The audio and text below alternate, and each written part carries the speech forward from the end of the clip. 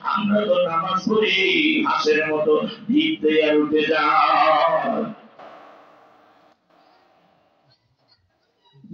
দর্শকের মুসল্লি দাঁড়িয়ে বলে হুজুর ইসলাম হবে না, আমরা নামাজ পড়ি এত এইরকম নামাজ পড়ি নাই।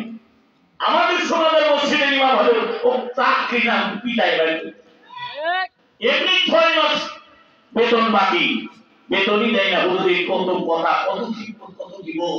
এই হুজুরের দুর্গায় উল্টাটা মানে যে মসজিদের বাপ দাদা।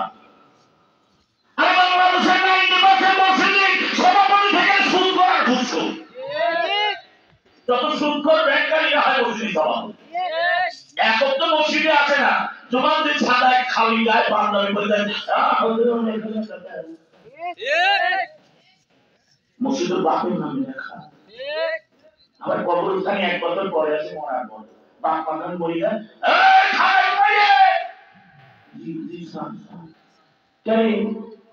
এই কবরস্থানের মধ্যে এত ঘাস পরিষ্কার করিস নি।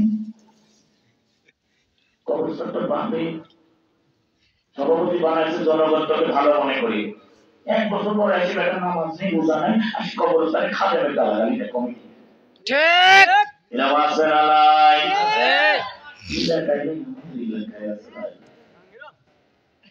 সুদ করে এলাকায় নাই, মদ করে আমাদের এলাকায়,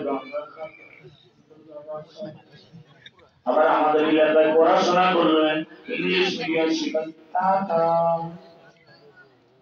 কুমিল্লাতে মাহফিল আসতেছে। এখন 2 ছেলে বাবা বলতে হুজুর চলে যাচ্ছে, হুজুর কিন্তু হাই দাও হাই হুজুর যে ছেলে শিখাবে হাই, বড় হলে মা বাবা সব মৃত্যুর পর সকলে জাহান্নামে হবে হাই। যে ছেলে ছোটবেলা শিখাবে টাটা, বড় হলে মা বাবার মুখে